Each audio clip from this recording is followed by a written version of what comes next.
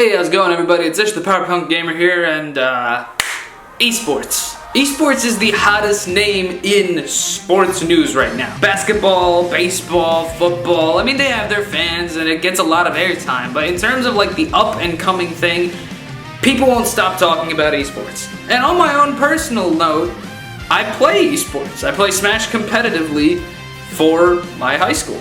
So esports are big, and they've been big for a long time.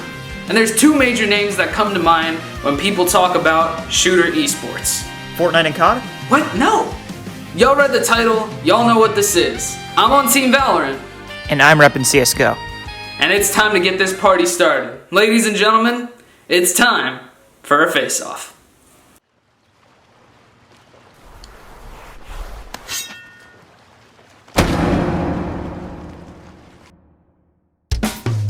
As always, this debate will be split up into 5 different categories. These categories this go around are competitive scene, gameplay, ease of access, community, and legacy. And with that out of the way, let's hop right into it.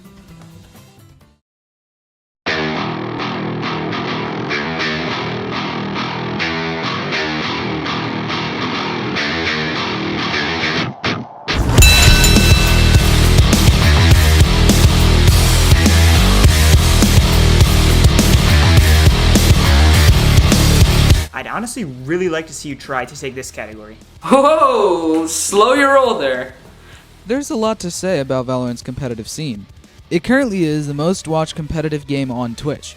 Rocket League, Fortnite, and CSGO all have less viewers than Valorant at the time of writing this script. The only one above it is COD Warzone, but are we really gonna count COD streams as competitive? Most of these people are just trying to make a bag off Twitch. They're not committed. Whereas some of the biggest influencers of all time are on the Valorant train.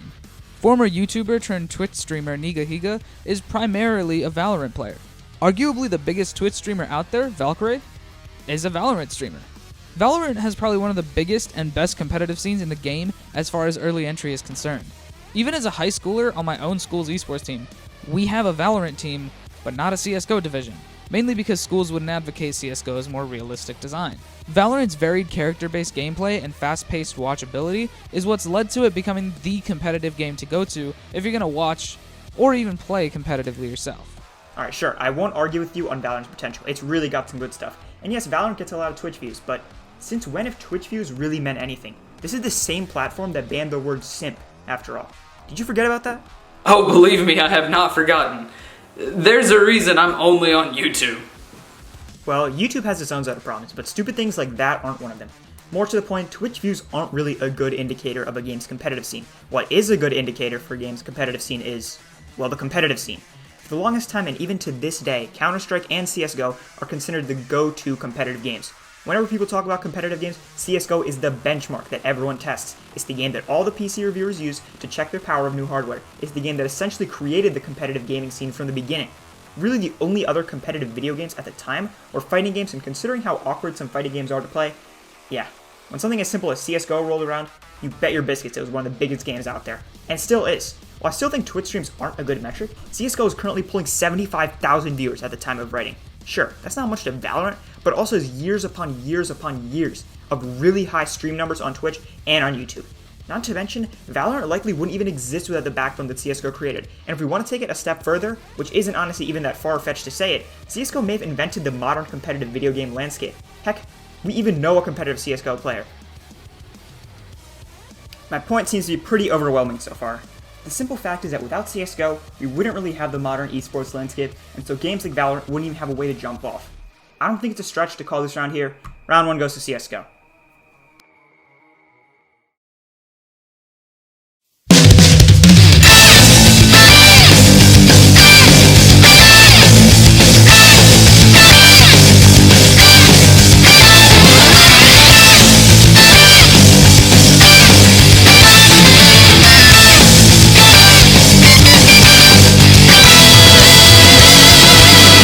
So, I'm curious, what's your strat here?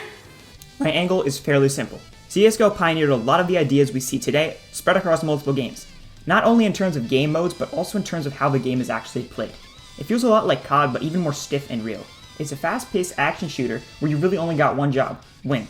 No crazy objectives, no battle royale mode, at least until Danger Zone, just true competition in the truest sense of the word. The game doesn't give off any unfair advantage, hacking aside, it's just you and your opponent, skill versus skill. It's a no-frills FPS to some that could be daunting or a turnoff, but to most people who play it, it's some of the best gameplay coming out of any game ever. Not to mention every system in CSGO just works.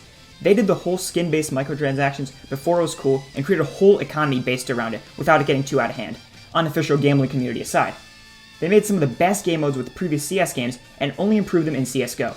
It may be a very basic game, but that also means that it's not down to some weird lucky BS like you see in other games today. Okay, not a bad way to approach this, but I do still gotta tell you. Take everything CSGO brings to the table and just amp the shit out of it. Now throw in some Overwatch and you got Valorant. Valorant is fast and bright, it's colorful and loud.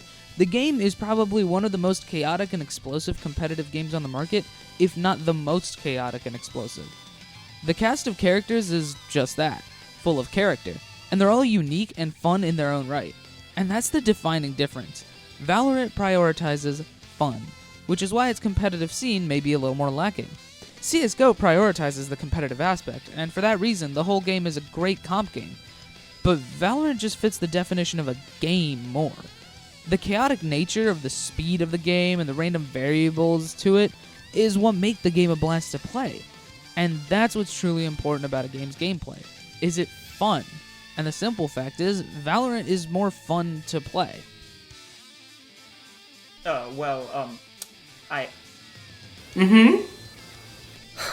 Fair enough. I can't really take that away from Valorant. It's whack, but that's what makes it fun. It's the same reason that Mario Kart is the best racing game. Sure, Forza and Gran Turismo have their fans, but Mario Kart embraces its randomness and plays into it, and that's what makes it fun. Exactly, and that's what makes Valorant better than CSGO. Round 2 goes to Valorant.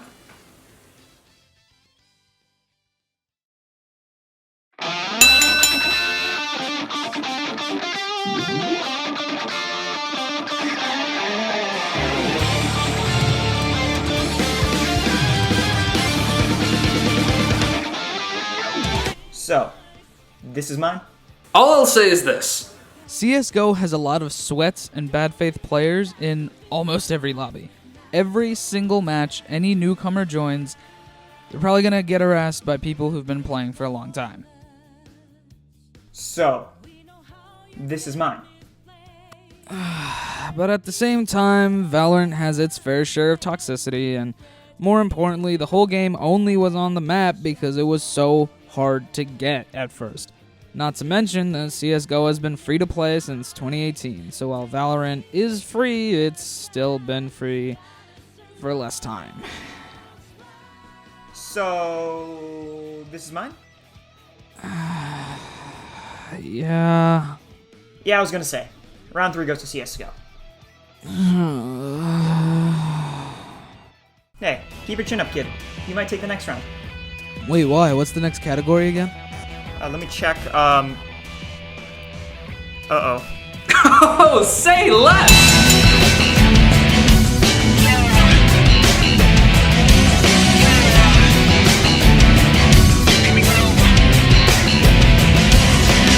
So, how are you gonna defend the community that never evolved from the early 360 days? I got nothing. I'm just here so I don't get fined. To be fair to you, there's not really any way to defend a game where you'll probably get called the N-word or the F-slur 50 times in 40 seconds. Valorant, on the other hand, while it definitely has its fair share of toxicity, but all the Twitch clout has also brought all of the wholesome Twitch communities into the fold of the game. There's so many good people on Twitch, and they're good communities playing the game, that a lot of the toxicity gets drowned out. This one's pretty one-sided. Really, I can't really say anything about this. There's not really any excuse for the kind of toxicity that surrounds CSGO. To anyone that wants to play this game, do it with friends and turn off voice audio. It's a mess. Yeah, no, it's a mess. Round 4 goes to Valorant. Easily.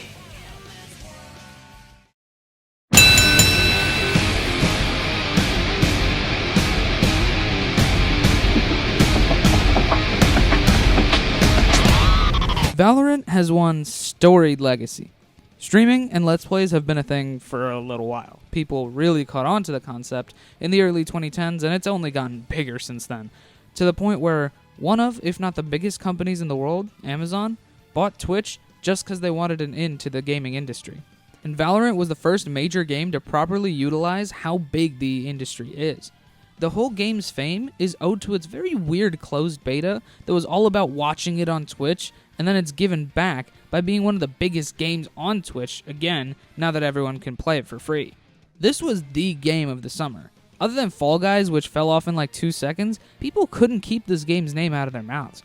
Valorant is going to be the first of many to use the hype and fame that can be accomplished through live streaming to its advantage, to build a community of people all interested in a game that would have probably otherwise gone under the radar. It's really a trailblazer in the industry to show how far live streaming has come in that it can influence the launch and release of a pretty massive title. I mean, okay. You already know you've lost this race long before this category even started. Counter-Strike is a franchise that goes back. I mean, it goes way back.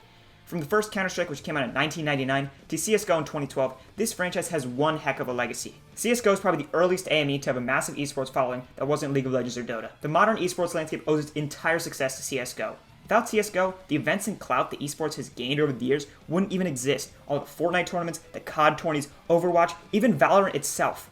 None of these massive games that we saw broad market appeal specifically for their esports potential would have not had the same kind of reaction if CSGO hadn't made it big. CSGO is responsible for so much of what we see in the video game industry now, and we owe a ton of it to it. They're both good and bad. Yes, absolutely. There's some bad things that CSGO has brought to the gaming industry. Of course, any big game has done that. But the prevalence of esports and competitive gaming in general is only so big because of CSGO. Yeah, that's not far off from 100% true. Sure, fighting games and MOBAs have had their esports following for a while, but the massive modern front of shooters and the hype surrounding esports as a whole wouldn't be anywhere near what it is without CSGO.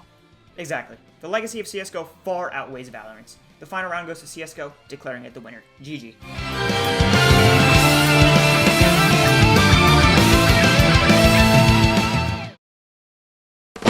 Alright everybody, I hope you enjoyed this month's face-off. Yes, don't worry about it, different shirt, different lighting, different day. Had to re-record the ending, it's all good. But I hope you enjoyed this month's face-off. I hope you're looking forward to the next one. If you guys do want to check out any of the other face-offs that we've done before, this is close to the 10th one, I believe. So I will be dropping the link to the playlist in the description below. And I will also have a end card. During the end card, there will also be a link to the playlist there too, if you want to go check that out. I'd also like to point out that, just in general, thank you all for all of the support you have shown throughout this series. We will be airing the finale of Season 1 next month.